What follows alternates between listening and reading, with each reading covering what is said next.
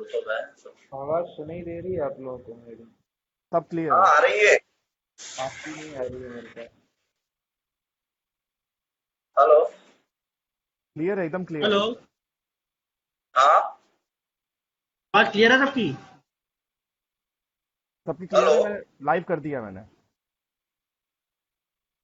हाँ जी गुलाब सिंह जी। हाँ भाई साहब बोलिए। ठीक है, शुरू कर रहा हूँ मैं हरी जी, ठीक है। बिल्कुल।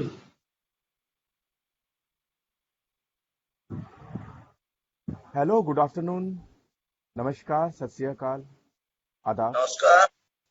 मैं हूँ अभिषेक तिवारी और नमस्कार नमस्कार। आज पोएटिक आत्मा के मंच पे प्रेरणा दर्पण साहित्य संस्थान के मंच से हम हार्दिक अभिनंदन और स्वागत करते हैं गुलाब सिंह वास्कल्य साहब का, मकर ध्वज तिवारी साहब का और श्री हरि प्रकाश पांडे जी का।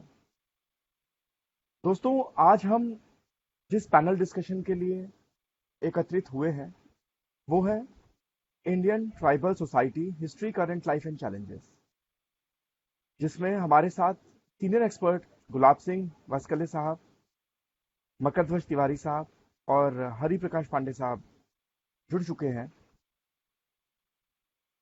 आदिकाल से, जब से हिंदुस्तान या भारतवर्ष की स्थापना हुई, भील समाज का योगदान हमारे पूरे देश को जोड़ने में, देश को आगे बढ़ाने में बहुत ही अहम रहा।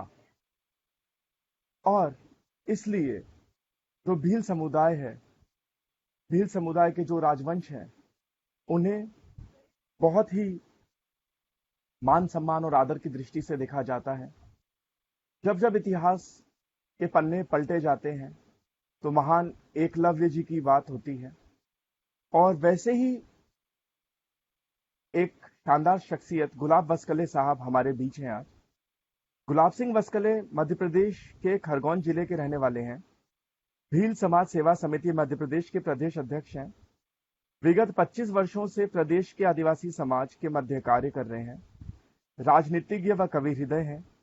प्रदेश के निमाड़, मालवा अंचल, खरगोन, खंडवा, धार, झाबुआ, अलीराजपुर व बड़वानी में इन्होंने व इनकी टीम ने आदिवासी समाज के लिए उल्लेखनीय कार्य किए हैं।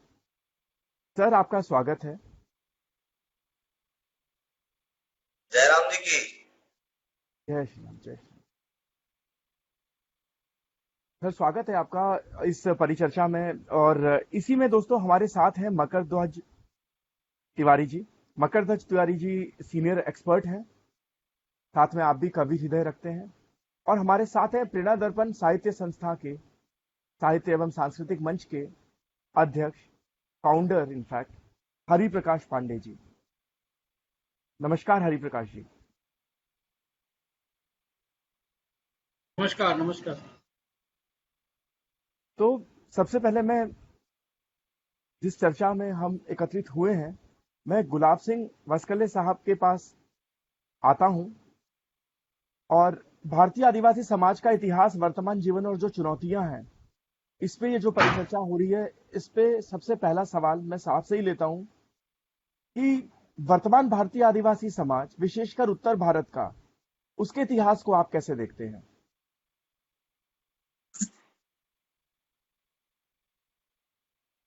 नमस्कार तिवारी जी। नमस्कार सर। सवाल डबल डबल से दोहराएंगे। बिल्कुल बिल्कुल। वर्तमान भारतीय आदिवासी समाज, विशेषकर उत्तर भारत का, उसके इतिहास को आप कैसे देखते हैं?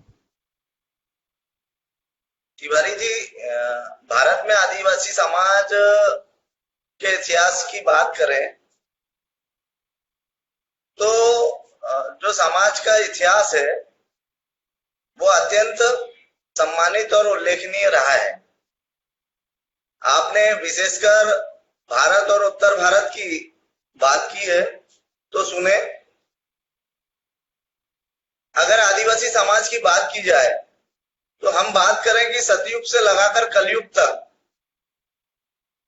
आदिवासी समाज के अनेक ऐसे महान विभूतियां रही जिन्होंने हर युग में हम अगर त्रेता युग की बात करेंगे, भगवान राम के साथ भी हमारे जो निषाद राज रहे हैं राजा, वो उनके मित्र रहे, वो आदिवासी थे। हमारी समाज की हमारी आराध्य माता सबरी हमारी भील जनजाति से आती है और भगवान राम की अनन्य भक्त रही, और भगवान राम भी उनको उनका इतना सम्मान करते थे, उनसे इतना प्रेम करते थे कि उनकी वजह से उनको वनवास में माता सबरी के आश्रम जाना पड़ा और उनके झूठे बेर खाए। हम अगर द्वापर युग की बात करें तो साबर राज की अनेक कथाएं, जिनमें अर्जुन से उनका युद्ध, और हम अगर महाभारत की बात करें तो हमारे वीर एकलव्य, जब द्रोणाचार्य जी उनको शिक्षा नहीं देते हैं तो वो उनकी मूर्ति बनाकर शिक्षा ग्रहण करते हैं और बहुत बड़े धनुर्धारी बनते हैं। और समर्पण भी ऐसा कि जब द्रोणाचार्य जी उनसे गुरु दक्षिणा की बात करते हैं तो सहर्ष अपना अंगूठा काट कर दे देते हैं। ऐसे हमारे वीर एकलव्य जो द्वापर युग में जिन्होंने जन्म लिया और महाभारत की युद्ध में भी उन्होंने अपने जौहर दिखाए। हम बात करें गुप्त और मौर्य काल की, कि भारत में भी तत्कालीन आदिवासी शासकों का वन क्षेत्र वन भूमि का पालन व रक्षा का अधिकार था। इसका कहीं जगह पर वर्णन है। महाराणा प्रताप के जमाने में राणा पूजा भील और महाराणा प्रताप की मैत्री दोस्ती वो स्वर्ण अक्षरों में लिखा जा सकता है। उनकी गाथाएं आज भी हमारे इतिहास में स्वर्ण अक्षरों में अंकित है। मेवाड़ के ध्वज पर एक साइड महाराणा प्रताप और एक साइड राणा पूजा भील के चिन्ह अंकित है, और वहां पर ऐसी कहावत भी है कि रानी जायो भिलड़ी जायो, भाई भाई की कहावत यह बताती है कि भारतीय समाज में आदिवासी समाज का अलग और विशिष्ट स्थान है, विशिष्ट स्थान था। गोंडवाना, संताल, विंध्य, निमाड़, मिर्जापुर आदि क्षेत्रों में भी आदिवासी शासकों का राज था। इन्होंने बहुत सारे राजाओं ने वहां पर शासन किया। आजादी के आंदोलन में हम अगर देखें तो आदिवासी समाज का योगदान अप्रतिम रहा है। भगवान बिरसा मुंडा, भीमा नायक, कालीबाई भील, टंट्या मामा, ऐसे अनेक योद्धाओं ने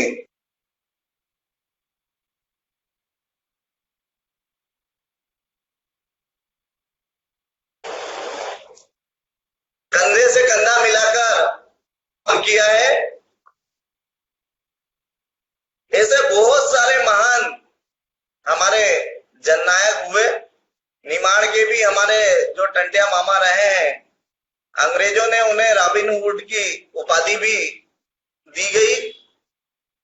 वस्तुतः यह कहना कि आदिवासी शोषित रहा है, मैं इन बातों को पूरी तरह सही नहीं मानता हूं। शोषण हुआ है और हर युग में होता है, हर जाति के साथ होता है। अतः मात्र शोषण की बात पर हम ये कहें कि आदिवासी समाज पूरे समय सिर्फ शोषित होता रहा, शासन नहीं किया गया, तो यह पूर्णतः गलत है।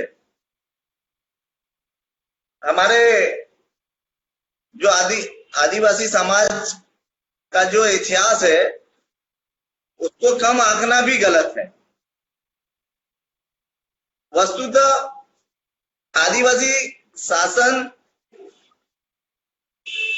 उनके पटेल वन क्षेत्र के स्वामी थे। वन क्षेत्र में गुजरने वाले व्यापारियों और उस समय के जो राहगीर थे उनको सुरक्षा देने का काम भी हमारे आदिवासी समाज ने किया है। और उनसे ही चुंगी वगैरह जो टैक्स, आज के जमाने में जो टैक्स वसूला जाता है वो टैक्स उनसे ही चुंगी के रूप में वसूलते थे। ऐसे ही अगर हमारे राजा, आदिवासी समाज के राजा महाराजा नहीं होते और हम ये कहें कि त्रेता युग से लगाकर कलयुग तक सारे जो महान राजा महाराजा, ये कहें कि भगवान राम, कृष्ण, गौतम बुद्ध से लगाकर चंद्रगुप्त हो, मौर्य हो, समुद्रगुप्त हो, महाराणा प्रताप हो, वीर शिवाजी हो, आदि लोगों को भी आदिवासी शासकों की सहायता लेनी पड़ी। और हमारे समाज के लोग तो गोरिल्ला युद्ध कला को भारत में सदियों तक जीवित रखने वाले हमारे लोग हैं।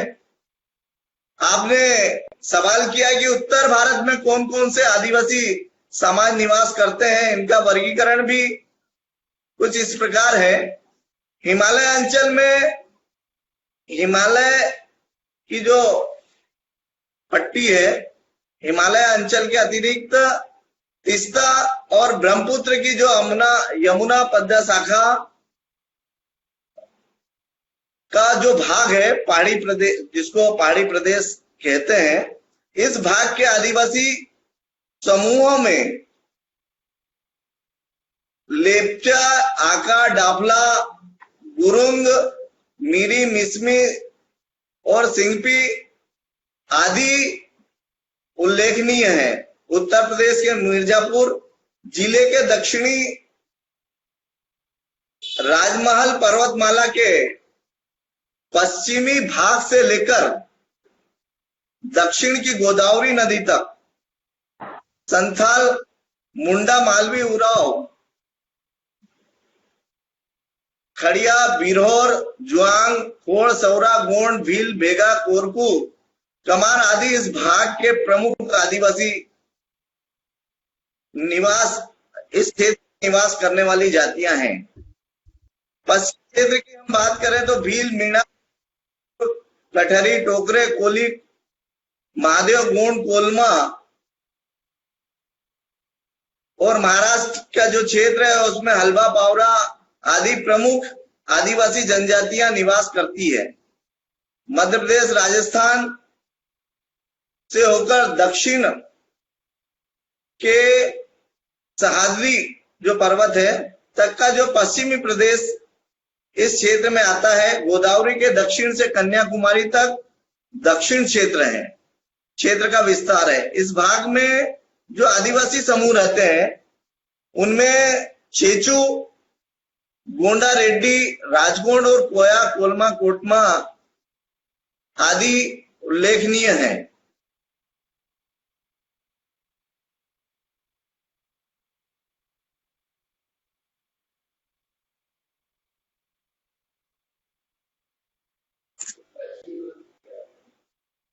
बार आवाज नहीं। बिल्कुल, आपने बिल्कुल सही बताया कि चाहे सतयुग हो, द्वापर हो, त्रेता हो या कलयुग हो, कोई भी युग हो, कोई भी कालखंड हो, भील समाज का जो सपोर्ट रहा, जो सहयोग रहा, वो हमेशा समाज को जोड़ने में, देश को बनाने में रहा। और भील समाज के सहयोग से ही आज ये जो हम खुली हवा में सांस ले रहे हैं, कहीं ना कहीं इसका बहुत बड़ा योगदान है। जैसा आपने बताया कि बिरसा मुंडा जी, जो भगवान बिरसा मुंडा जी हैं, या बहुत सारे तात्या भील जी हैं, भगवान तात्या भील, अगर आप सब नहीं होते तो शायद आज ये देश आजाद नहीं होता या इस देश के लोग आजाद नहीं होते। तो इसी संदर्भ में मैं आपसे पूछना चाहूंगा कि मध्य प्रदेश के आदिवासी समाज, विशेषकर विंध्य व निमाड़ के मध्य मौलिक अंतर क्या है और कौन सी एकरूपताएं हैं?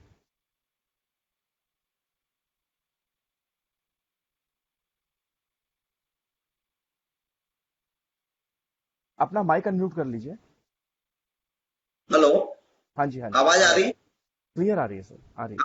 मध्य प्रदेश के संदर्भ में बात करें तो मध्य प्रदेश में जो आदिवासी समाज है वो लगभग 22% है। और जो विंध्य और निमाड़ का जो क्षेत्र है, निमाड़ में हम ये देखें कि जो समाजें निवास करती है वो भील, बारेला, भिलाला, गोंड, कोरकू, ये भील, बारेला, पटलिया और बारेला, पावरा।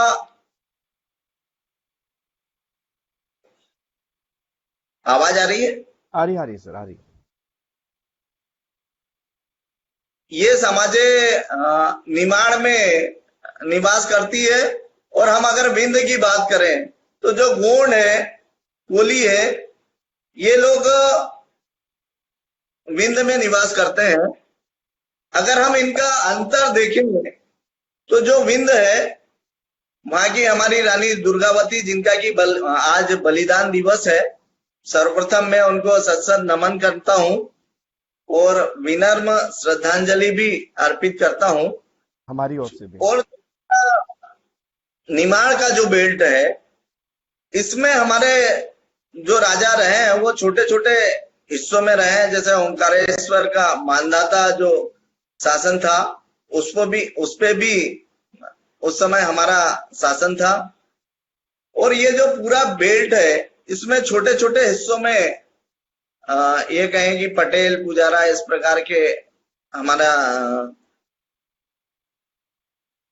मतलब शासन चलाने की पद्धति हुआ करती थी।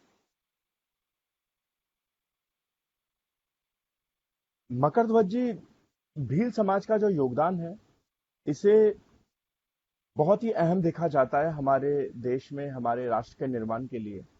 इसमें आप क्या टिप्पणियां देना चाहेंगे? देखिए, मैं शुरू से जाऊंगा, थोड़ा पीछे चलते हैं।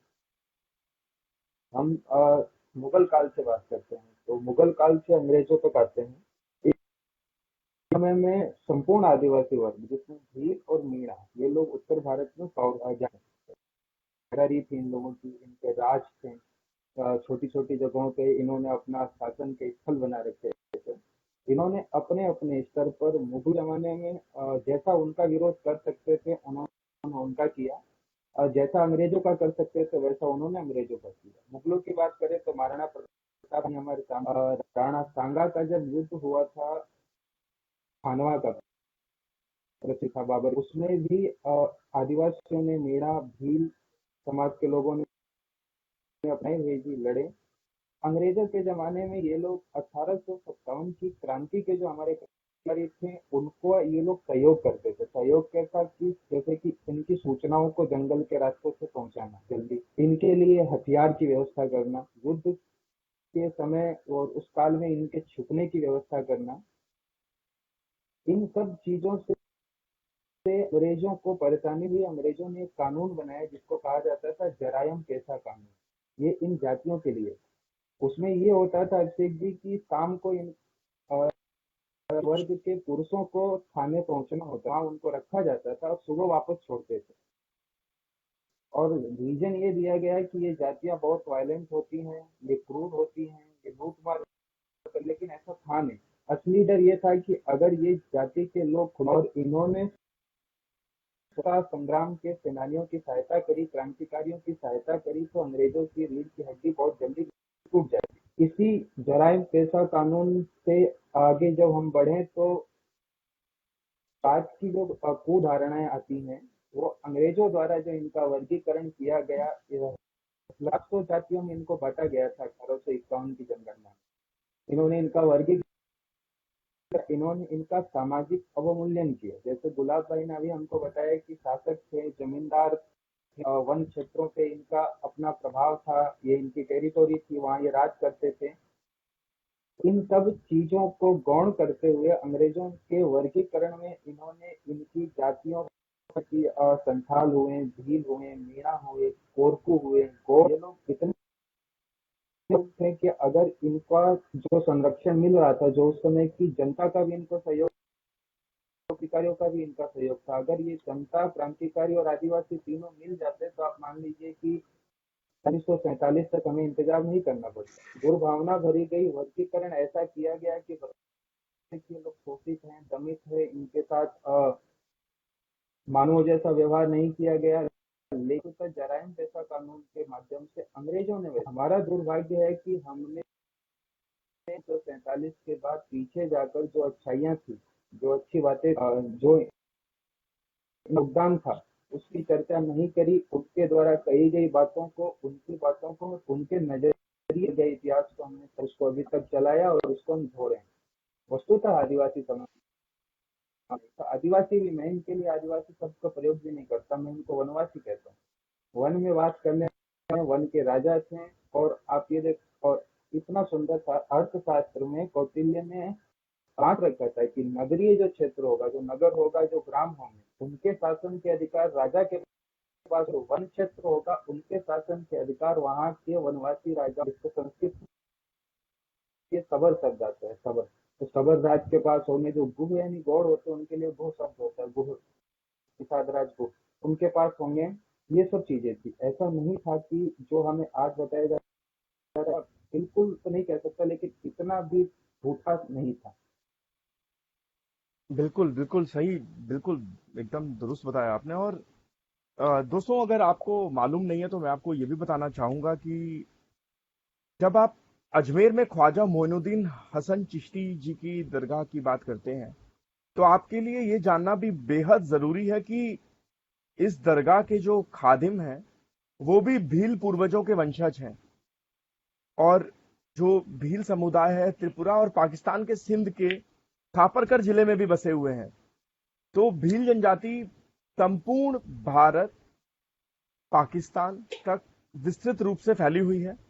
और जाहिर सी बात है कि जब इतना गौरवमय स्वर्णिम इतिहास हो तो पूंजा भील जी को हम कैसे भूल सकते हैं। पूंजा भील जी, जिन्होंने महाराणा प्रताप जी के साथ मिलकर मुगलों के छक्के छुड़ा दिए थे हल्दी घाटी युद्ध में, और गोरिल्ला छापामार युद्ध नीति के जो जनक हैं वो भील समुदाय के लोग ही हैं। और आपने मकरध्वज जी बिल्कुल सही कहा कि आदिवासी जो शब्द है उससे अच्छा शब्द है वनवासी या वन के राजा, जो जिनका वन पे छत्र राज है। और जो जड़ी बूटियों का ज्ञान, जो प्रकृति का, जो जो वन संपदाओं का जो ज्ञान भील समुदाय को है, ये ज्ञान किसी के पास भी नहीं है। और इसी संदर्भ में मैं हमारे जो आज हमारे साथ सीनियर एक्सपर्ट गुलाब सिंह वस्कले साहब जुड़े हैं, उनसे से एक सवाल और लेना चाहूंगा कि साहब, भारतीय व विदेश बुद्धिजीवी तथा जो मीडिया पर्सन्स का एक बड़ा हिस्सा है, ये भारतीय आदिवासी समाज को सदैव शमित, शोषित मानता है। इसके बारे में आप क्या कहना चाहेंगे?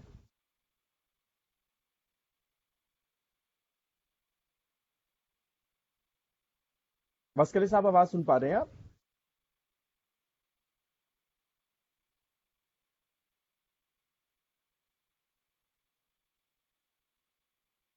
हेलो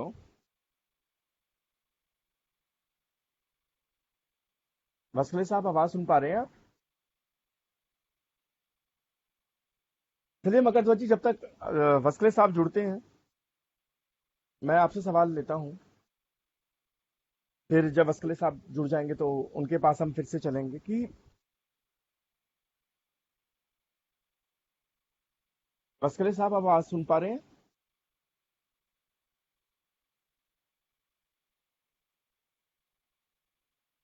तो मकरध्वज जी, भारतीय व विदेशी बुद्धिजीवी जो एक वर्ग है, जो ये जो मीडिया का वर्ग है, ये हमेशा दलित समुदाय को शोषित वंचित मानता है। इसके बारे में आप क्या कहना चाहेंगे? अभी आपने तीन अच्छी अच्छी बातें बोली। पहली बात कि वन क्षेत्र के ये राजा थे। दूसरी प्रकृति का कैसे उपयोग करना है, प्रकृति के संपदा का ज्ञान इनके पास था। और तीसरी सबसे अच्छी बात ये है कि जो गुलाब भाई ने हमको शुरू में बताई कि इन लोगों का शासन था, ये चुंगी लेते थे, ये जागीरदारी थी, इनके राज्य था। तो अगर हम इन तीनों बातों को एक जगह इकट्ठा करें तो हम आपको ये जो शुरू से हमारे लोगों को बताया जाता है कि आदिवासी समाज घोषित था, ये ही एक तरह से झूठा था। और दूसरा ये बताया जाता है कि आदिवासी समाज के पास ज्ञान नहीं था, ये भी एक तरह से झूठा हुआ। ये एक पैरेलल चलाई गई व्यवस्था थी। व्यवस्था इसलिए थी क्योंकि वनवासी समाज, मैं मानता हूँ कि प्रकृति पूजक है। प्रकृति पूजक इन द सेंस कि जल थल नभ वन, इनसे मिलने वाले प्रकार के जो संपदाएं हैं, जैसे कि दवा, औषधियां,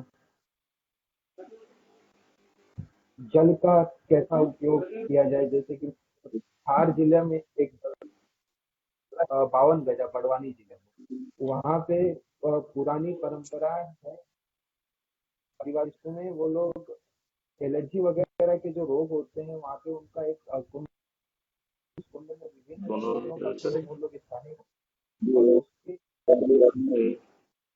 स्नान के बाद वो व्यक्ति सही हो जाता है।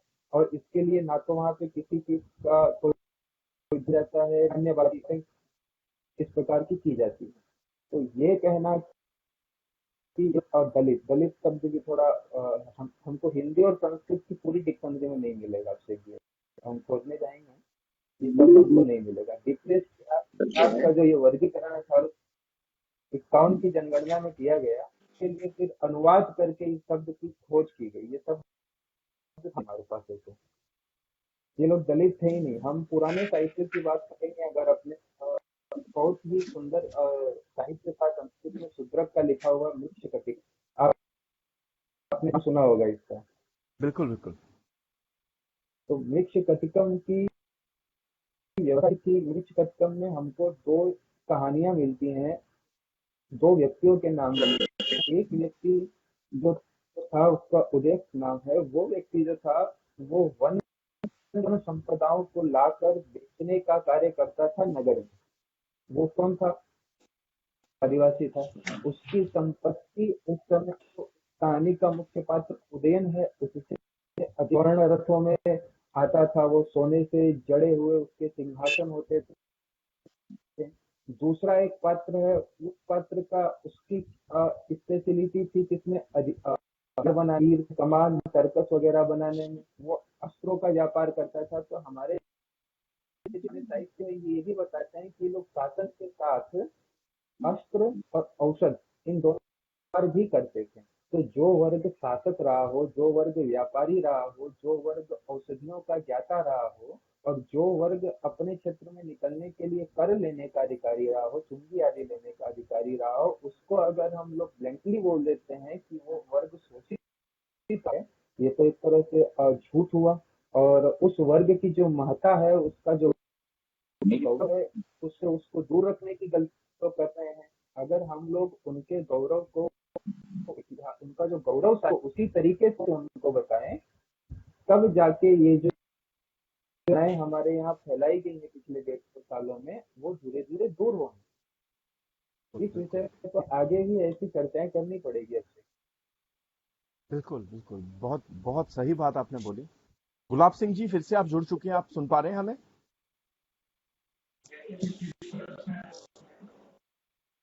भाई साहब आवाज क्लियर नहीं आ रही है। आपका नेटवर्क आप एक बार चेक कर लीजिए, नेटवर्क ठीक है? नेटवर्क बहुत लो है आपका, आपका जो सिग्नल है बहुत ज्यादा वीक है।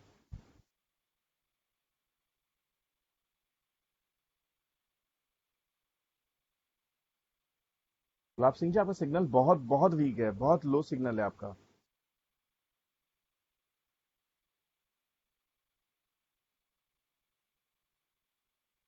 ये हो सकता है क्योंकि ये जहाँ रहते हैं वहाँ नेटवर्क की दिक्कत है। वन वन नेटवर्क क्षेत्र में स्ट्रेंथ इज नेटवर्क की पुअर शो कर समस्या रहा है, काफी है। बहुत बहुत बहुत पुअर है नेटवर्क स्ट्रेंथ।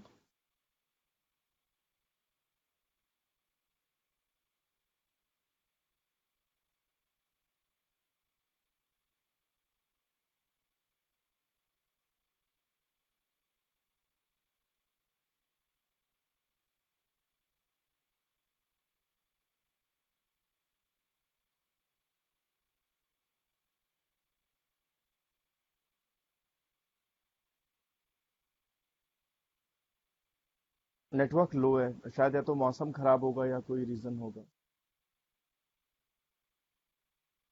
वहाँ पे मैंने अभी मेरी आवाज आ रही है आपसे क्या?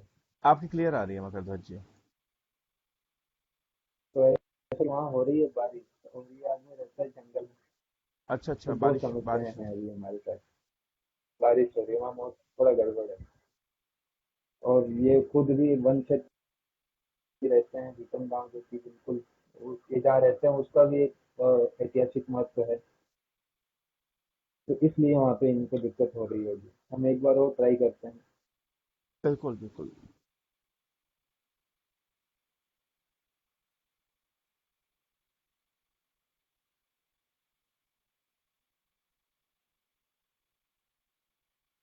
गुलाब सिंह जी, आपको आवाज आ रही है हमारी?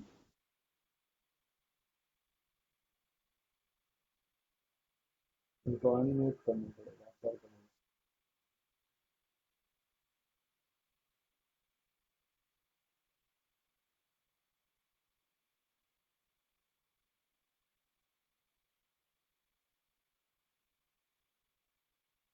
गुलाब सिंह जी, आवाज आ रही है आपको?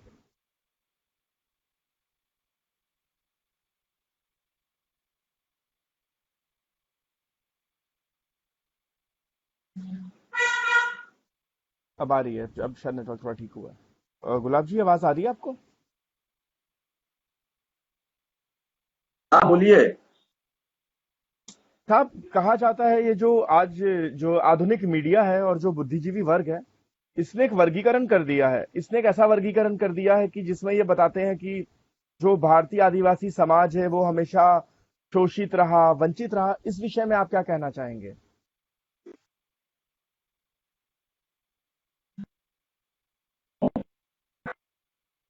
यार ये आवाज ही नहीं आ रही यार।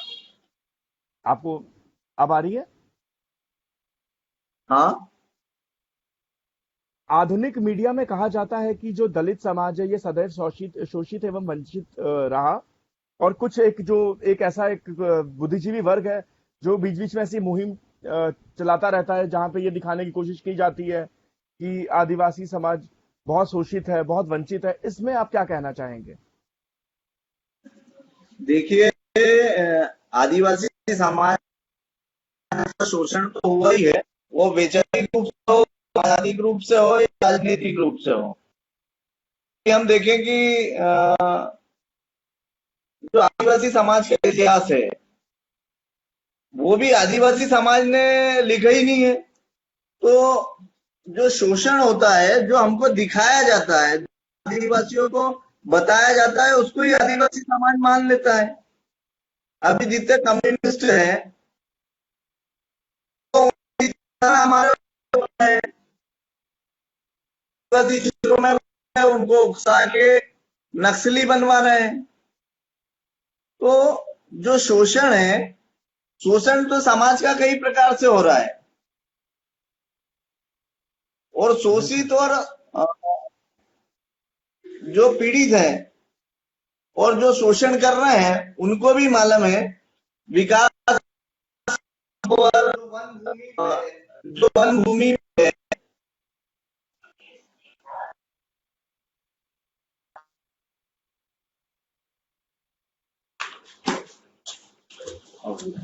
अरे ये भी नेटवर्क में हिल रहा है।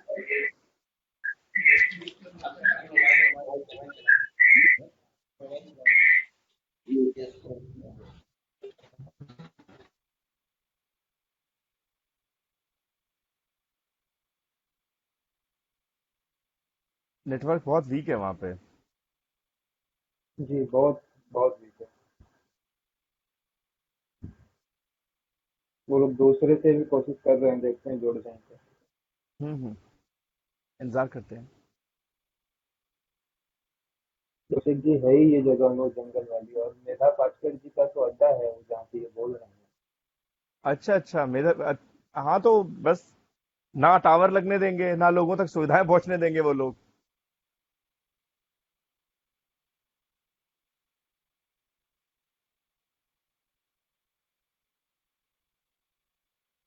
हाँ जी गुलाब जी, कंटिन्यू कीजिए।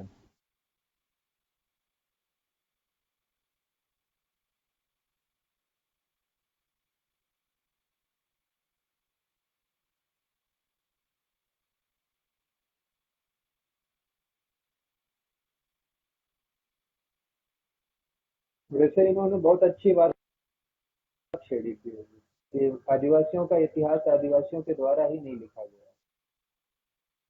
जब एकदम इनके सत्य है और सही है कि आदिवासियों के बारे में हमको जो वर्णन आधुनिक इतिहासकारों से मिलता है, इसमें उन्होंने इस उन एविडेंसेस को तोड़ा है, उनको त्यागा है, जो हमारी पुरानी गिरदावलियों जो चारण झांक और खुद इनके गुजारा लिखते थे, जिसमें इनका वैशिष्ट्य, इनकी ताकत, इनकी क्षमता, इनकी वास्तविक की बात करी जाती है, उनका उल्लेख नहीं किया गया, उनको नहीं लिया गया।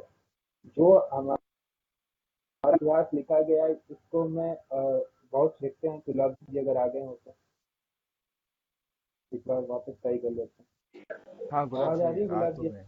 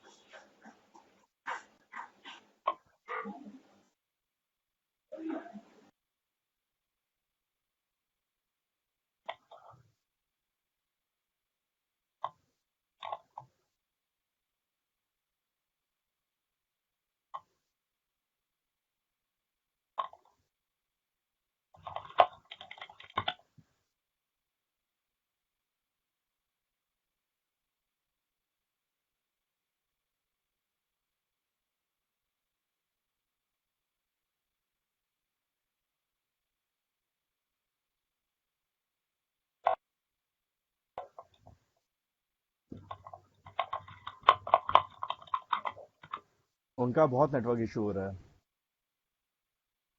जी वो मैंने है, लेकिन नहीं हो पा रहा है, बात भी नहीं हो पा रही है, तो फोन पे भी नहीं हो पा रही चलिए इस दिशा को हम तब तक कंटिन्यू करते हैं और है। इस ये होता है डिस्कशन जब को भी।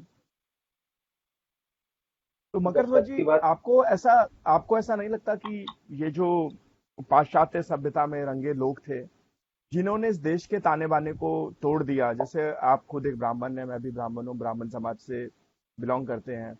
इस देश में सैकड़ों जातियां, जनजातियां, धर्म संप्रदाय के जो लोग रहते हैं, हर धर्म का, हर एक समुदाय या संप्रदाय का, आपको नहीं लगता कि जो इतिहास ऐसे तोड़ मरोड़ के पेश किया गया है, अगर कोई किसी वक्त, अगर एजुकेटेड अगर एक सोसाइटी है तो उसको हमेशा शोषण करने वाला दिखा दिया गया इतिहास में। अगर एक सोसाइटी ऐसी है कि जैसे अभी जो ये डिस्कशन आज पूरा भील समाज के ऊपर हो रहा है, कि जो कभी सबसे ज्यादा ताकतवर रहे हैं, जिनका वन्य क्षेत्र पर अधिपत्य रहा है, उनको ऐसा दिखा दिया जाता है, आपस में तोड़ मरोड़ के ऐसे इतिहास को पेश कर दिया जाता है कि जैसे इनके पास कभी कुछ था ही नहीं या ये कभी किसी लायक नहीं है। तो ये जो बुद्धिजीवी है या जो एक वर्ग है जो ऐसी मुहिम चलाता है और एक ऐसा इतिहास लिखता है कि जिससे जो आक्रांता है उनका महिमा मंडन हो जाता है, और जिन्होंने सच में इस राष्ट्र के लिए कार्य किया है उन्हें बहुत ही, एक तरीके से कहा जाए कि देशद्रोही किस्म का या ऐसा दिखाया जाता है जिन्होंने समाज का शोषण किया है। तो इससे सामाजिक मूल्यों पर कितना असर पड़ता है? इससे हमारे सामाजिक मूल्यों और जीवन मूल्यों पे कितना असर पड़ता है, ये तो अब हमें 2020, लेकिन हम थोड़ा पीछे जाते हैं तो हम ये देखें कि आखिर इतिहास को नजरिए से या फिर ऐसा क्यों लिखा गया। हमारे जो पिछले शासक थे वो या तो दिल्ली से आए, तो जो हमारे गुलाम वंश के थे, कुतुबुद्दीन ऐबक, इल्तुतमिश वगैरह, उसके बाद मंगोल से मुगल आए और फिर बाद में अंग्रेज आए ब्रिटेन से। इन्होंने अपने समाज के हिसाब से, उनके यहाँ जो ट्राइब्स का कल्चर होता था, उनके यहाँ जो शोषण होता था, उनके यहाँ जो गुलाम दास की परंपरा होती थी, उनके यहाँ जो फेडरलिज्म था, उसके हिसाब से हमें देखने की कोशिश करें, हमारे समाज को आंकने की कोशिश करें। क्योंकि उनके पास जो चीजें हमारे यहाँ चल रही थी वो सारी चीजें उनके लिए नहीं थी। हमारे यहाँ विद्या की, और आप खुद जानते हो कि जब बात की जाती है तो पुराने जमाने में हमारे यहाँ कहा जाता था कि सरस्वती की पूजा करो, लक्ष्मी अपने पास अपने आप आएगी। लेकिन पाश्चात्य और अरेबियन साइड से आने वाले, इस्लाम की तरफ से आने वाले शासकों में, और वहाँ का जो मूलभूत सिद्धांत है वो बिल्कुल इसके उलट है। आप ये देखो कि चाहे महमूद गजनवी आया, चाहे कुतुबुद्दीन ऐबक आया, चाहे इल्तुतमिश आया, कोई आया यहाँ पे, आखिरी तक हमारे बात करें औरंगजेब तक,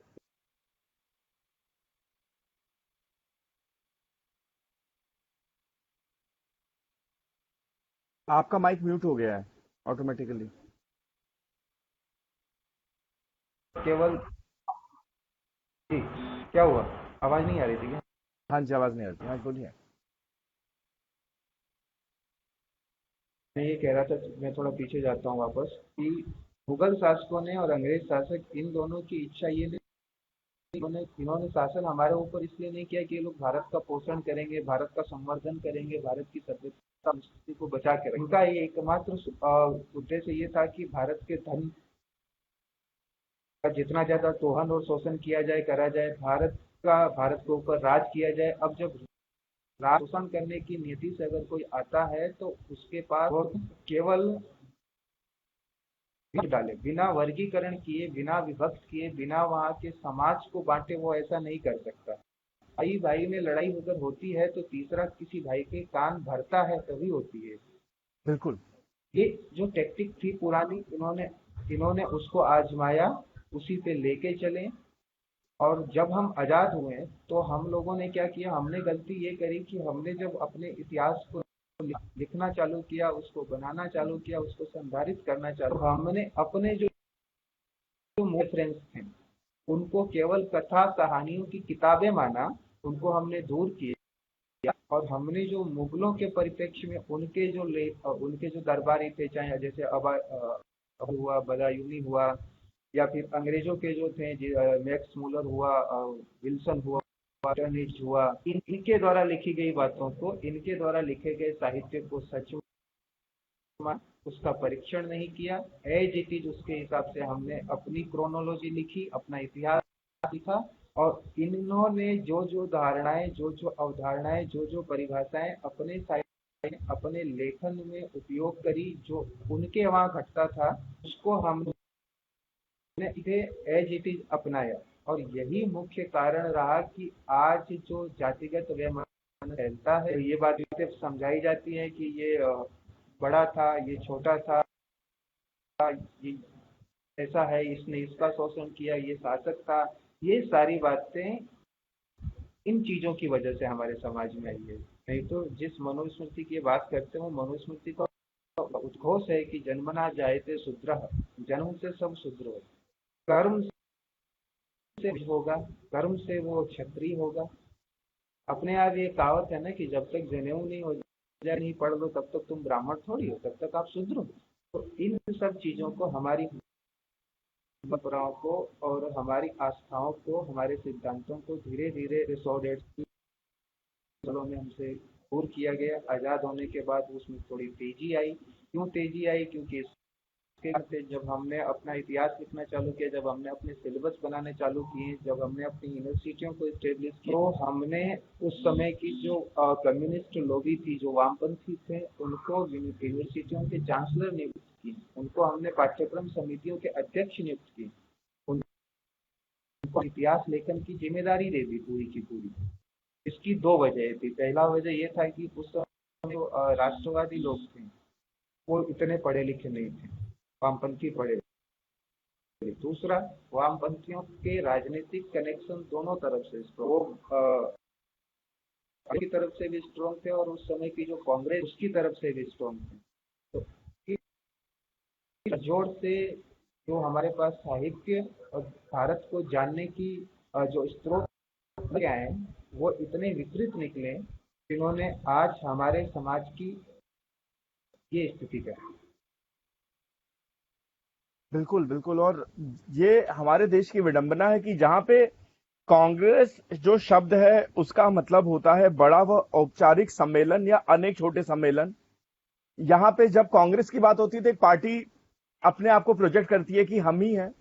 और इससे शायद जो अंग्रेजों ने एक नीति जो शुरू की थी, फूट डालो शासन करो की जो नीति, और जिसके जैसा आपने बताया कि हमारे इतिहास को तोड़ा मरोड़ा गया, और एक ऐसा समुदाय जहां, या एक ऐसा समाज आप कहिए कि जहां सारे समुदाय मिलके रहते थे, जहां सारे धर्म के लोग मिलके रहते थे, हिंदू मुस्लिम सिख ईसाई जैन बौद्ध पारसी और भी जितने भी जो धर्म थे, सैकड़ों धर्म इस पावन भूमि पे पनपे और आज भी पनप रहे हैं। और उसके बाद इतिहास बदल दिया जाता है, उसके बाद देश के टुकड़े होने शुरू हो जाते हैं, और उसके बाद आम जनमानस की धारणा यह बना दी जाती है कि अगर अगर आपके सामने हिंदू खड़ा है और अगर आप मुस्लिम हैं, या आपके सामने मुस्लिम खड़ा है आप हिंदू हैं, हमारे अंदर, चाहे इसका बहुत हद तक मैं बोलूंगा कि जो सोशल मीडिया है इसका भी अब एक बहुत बड़ा रोल है कि जहां वो एक तरफ अवेयरनेस क्रिएट कर रही है, वहीं पे कई लोग ऐसे हैं जो नफरत फैला रहे हैं,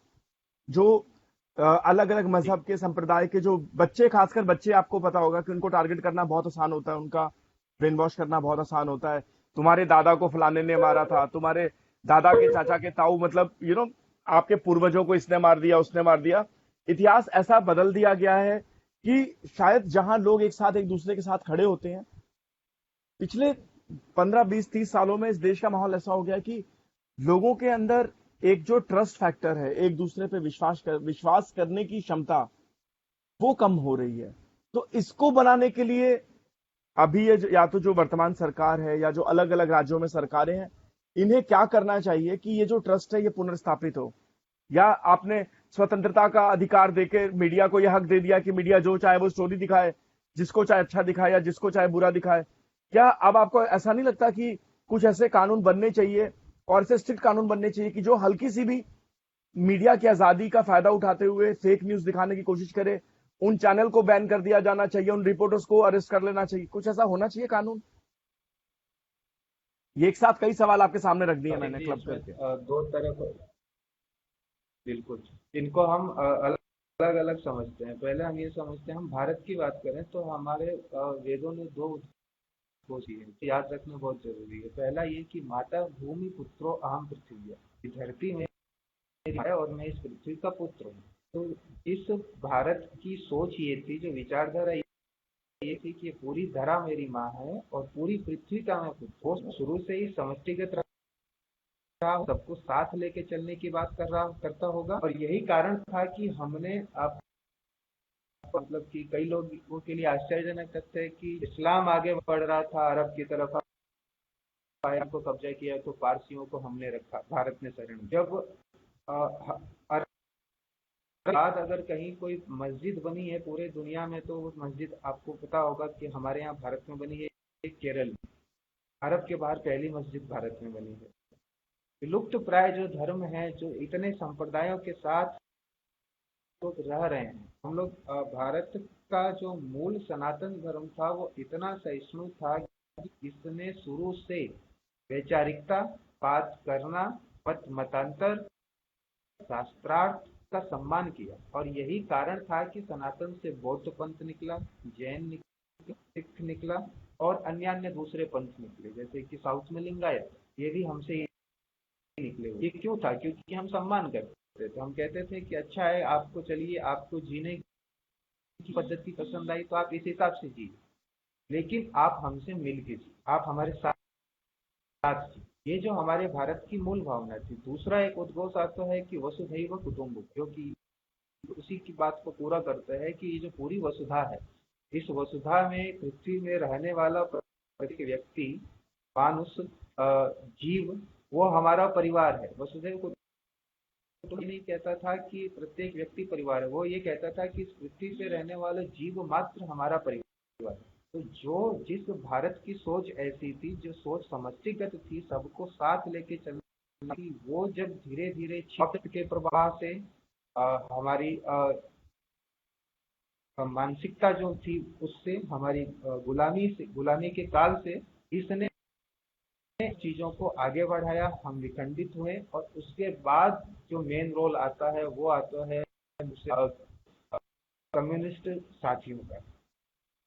इन्होंने क्या किया, इन्होंने भारत के हिसाब से कम्युनिज्म को लाने की कोशिश नहीं करी। इन्होंने वो किया कि कम्युनिज्म रूस में चला, जो कम्युनिज्म चीन में चला और जो ब्रिटेन से निकला, उसको एज इट इज भारत पे थोपने की कोशिश करी। अगर ये कम्युनिज्म मॉडिफाई हो गया था भारत में तो शायद ये भारत के लिए लाभदायक होता, लेकिन ऐसा हुआ नहीं।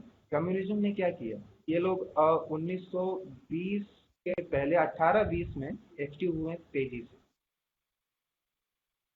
ये लोग आगे बढ़े। इनका ढर्रा सिर्फ ये था कि जो इस राष्ट्र को जोड़ने वाली चीजें थी, जो इस राष्ट्र की संस्कृति थी, जो इस राष्ट्र की सभ्यता थी, उसको इन्होंने गिन गिन के हीन बताना चालू किया। आयुर्वेद की बात अभिषेक जी उस जमाने में पिछड़ेपन की निशानी मानी जाती थी और आज भी मानी जाती है, जबकि आयुर्वेद जुड़े हुए 960 पेटेंट यूके और अमेरिका वालों ने हमारी पुस्तकों को पढ़ के करवाए हैं। तक अमेरिका के पास पेटेंट है, अदरक तक उनके पास पेटेंट, और हम आज इसका उपयोग नहीं कर पाते। बात जो ये कह रहे हैं कि हम वापस जुड़ेंगे कैसे, हमारे में एकता कैसे आएगी, हम लोग साथ कैसे आएंगे, तो इसका सिर्फ एक मार्ग, वो मार्ग है कि जो हमारा राष्ट्रीय गौरव है, जो हमारी संस्कृति है और जो हमारी सभ्यता है, उसको ज्यादा से ज्यादा किया जाए, अत्यधिक लोगों तक इसकी जानकारी पहुंचाई जाए, लोगों को जागरूक किया जाए, उनका जाए, झकझोर कर बताया जाए कि तुम हो कौन। जब वो इस बात को जान लेगा, जो ये वैमनस्य की बात है, जो इस समय हमारे अंदर बंटवारा चल रहा है, वो कम होगा। दूसरी बात है ये हिंदू मुसलमान की जब हम बात करें तो ये इतना देश था, उस देश की वजह दूसरी थी। वो देश था कि मंदिर तोड़े का देश था। औरंगजेब के खिलाफ जोधपुर के राजा जसवंत सिंह जी भी थे और शिवाजी भी थे। कारण क्या था कि मंदिरों को तोड़ा गया, जजिया लगाया। इसके अलावा कोई देश तो नहीं था। जसवंत सिंह जी इसी औरंगजेब के लिए युद्ध लड़ते हुए बुरहानपुर में खेत हुए। ये द्वेष आगे बढ़ा। ये द्वेष भी इन्हीं वामपंथियों की देन है। कैसे देन है? उन्होंने मुस्लिम लीग नाम की एक पार्टी खड़ी की। मोहम्मद अली जिन्ना, जिनको इस्लाम शायद आता हो या नहीं आता हो, मैं नहीं कह सकता, लेकिन उनके बारे में जितना पढ़ा उससे ये लगता है इस्लाम के मूलभूत सिद्धांत, तो झूठ नहीं बोलना, शराब नहीं पीना आदि से एकदम दूरी थी, को आगे बढ़ाया गया। आपको आश्चर्य होगा कि उस समय 1935 के इलेक्शंस के बाद जो वोटिंग हो रही थी, तो मुस्लिम लीग के प्रचार करने के लिए कम्युनिस्ट पार्टी के लोग पहुंचे। ये इनका गठजोड़ था। इनको ये बात समझ में आई थी कि भारत को जब तक अलग अलग टुकड़ों में तो नहीं तोड़ सकते, लेकिन भारत के अंदर ही हम रिश्त, धर्म के नाम पे, समाज पे, जाति के नाम पे अगर हम नहीं डालेंगे तो भारत पे शासन करना मुश्किल। ये बात कम्युनिस्टों को और अंग्रेजों को भी समझ। अगर आप अभिषेक जी, मैं ये दावे से कहूँ कि भारत में अगर 10 साल तक सामाजिक और जातीय विवाद न हो, अंदर से आंतरिक स्थिति हमारी मजबूत हो, तो 10 साल में हम एशिया पैसिफिक में नंबर 1 होंगे। इतना भारत का मादा है, और यही बात उनको समझ में आती थी। इसीलिए आपको याद हो जब भारत आजाद, तो कई अंग्रेज विद्वानों ने, कई कम्युनिस्ट, उस समय के बड़े विद्वानों ने कहा था कि ये देश लंबे समय तक चल नहीं पाएगा। उनको विश्वास था कि वो अपना जो इन्होंने ये रखा है कि हम जाति और धर्म और संस्कृति के आधार पे टुकड़ों में बांटे, जिससे भारत एक क्षण के, एक समय के बाद, एक समय सीमा के बाद टूट के बिखर। ऐसा हुआ नहीं, लेकिन उनकी मंशा वही थी और उसी मंशा पर आज भी लगातार काम जारी है। यह रोकना होगा हमें, आपके जैसे जागरूक लोगों को रोकना होगा। हम अन्य लोगों को जागरूक करें। किसी एक संस्था, किसी एक सरकार, किसी एक समाज सेवी संस्था के बस का ये सौदा नहीं है। बिल्कुल। और मीडिया के रोल को आप कैसे देखते हैं? मीडिया का रोल, मीडिया, मेरे को लगता है भारत में मीडिया नाम की तो चीज है नहीं। साकार जर्नलिज्म का मूल सिद्धांत ये कहता है कि दोनों पक्षों की बात कहेंगे, आप वहां पे वर्डिक्ट नहीं देंगे। किसी जगह लड़ाई होती है तो आप ये बताओगे कि रमेश, उसमें लड़ाई हुई, रमेश को इतनी चोटें लगी, सुरेश को इतनी चोटें लगी, रमेश इस वजह से लड़ा, इस वजह से लड़ा, आप ये नहीं बताओगे कि रमेश सही था या सुरेश सही। सही बात है, नैरेटिव हमारी सेट करता मीडिया है मीडिया। हमारा मीडिया जो क्या करता है, ये नैरेटिव सेट करता है, ये एक इंडिया को लेके चलता है। जैसा कि चीन को सारे के सारे, चाहे वो जो ग्लोबल टाइम्स हो, पीपुल्स डेली हो, ये टोटल के टोटल जिस तरह के एक सरकार ही है और एक एजेंट के बढ़ते हैं, वैसे हमारा मीडिया कहने के लिए तो सरकारी नियंत्रण में नहीं है, और वर्तमान तो बिल्कुल भी सरकारी नियंत्रण में नहीं है, लेकिन इनके अपने अपने अलग अलग एजेंडे हैं और ये एजेंडे को लेके आगे मैं किसी चैनल को नाम नहीं लूंगा, लेकिन हमारे एक पत्रकार हैं जिसे अवार्ड मिला है, तो मीडिया के विद्रुप चेहरे का सबसे सुंदर उदाहरण है।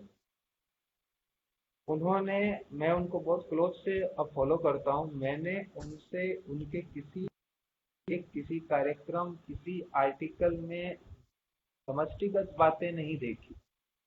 वो हमेशा एक पक्षीय चलते हैं, एक पक्षीय और एक देशीय चलना, जो हमारे मतलब कि इस माध्यम से मैं कहना चाहूंगा कि मीडिया के बड़े हिस्से का चेहरा बना हुआ है, उससे ही हम सबसे ज्यादा नुकसान है। हमारा संविधान इनको इतनी ताकत देता है, फ्रीडम ऑफ स्पीच के नाम पर इनको बोलने का, इनको कहने का, इनको नैरेटिव सेट करने की पूरी छूट देता है, जिससे ये लोग अपना एजेंडा चलाने, एक पक्षीय और एक देशीय बात करने में खुला दुरुपयोग करते हैं। इसको रोकने के लिए सरकार कोई सख्त नियम या कानून तो नहीं बना सकती, क्योंकि अगर बनाई जाएगी तो यही एडिटर गिल्ड्स और इसी मीडिया के लोग बैठ के ये कहेंगे कि भारत में प्रेस का गला घोटा, और इनकी लॉबी इतनी तगड़ी और मजबूत है कि से लेके यूएस तक और चाइना से लोग इनके सपोर्ट में खड़े हैं। ये भारत सरकार ऐसा कोई निर्णय नहीं ले सकती, लेकिन हाँ, एक निवेदन हम उनसे करना चाहेंगे कि आप जो अब फेक न्यूज जब प्लेड होती है और जब वो चलती है और जब बाद में पकड़ी जाती है, तो उस फेक न्यूज को देने वाले, उसको चलाने वाले के ऊपर चलिए हम क्रिमिनल कार्रवाई नहीं करते हुए, लेकिन कम से कम कुछ दिन के लिए उसको पत्रकारिता करने से रोकने का तो प्रावधान ला सकते हैं। अगर नियंत्रण करना चालू करेंगे, अंकुश देना चालू करेंगे, अंकुश लगाना चालू करेंगे, तो धीरे धीरे शायद भारत का मीडिया समझे कि वो भारत का है, उसे भारत की बात करनी है, भारतीय पक्ष को रखना है, न कि किसी का एजेंडा चलाना। बिल्कुल बिल्कुल, बहुत सही बात बोली आपने मकर ध्वज जी। और दोस्तों, आज हम एकत्रित हुए थे पौटिक आत्मा और प्रेरणा दर्पण साहित्य संस्थान मंच के सौजन्य से Indian tribal society history, current life and challenges पे डिस्कशन करने के लिए। और हमारे साथ जुड़े थे गुलाब सिंह वस्कले साहब, मकर ध्वज तिवारी जी और मैं अभिषेक तिवारी और हरि प्रकाश जी। तो दोस्तों, आज हम आपसे विदा लेना चाहेंगे और इसी के साथ ये भी कहना चाहेंगे कि आप जहां हैं, जैसे हैं, सुरक्षित रहने का प्रयास कीजिए। अपने आपको, अपने नियर एंड डियर वंस को आप बचाइए, और हाँ, देश प्रेम, राष्ट्र प्रेम को सर्वोच्च रखिए। हर एक इंसान से प्यार कीजिए, मोहब्बत कीजिए, और जितनी कोशिश हो आपस की तलखियों से बचें। बेहद शुक्रिया मकर ध्वज जी आपका जुड़ने के लिए। जी धन्यवाद अभिषेक। बेहद शुक्रिया। सभी दर्शकों को नमस्कार। नमस्कार।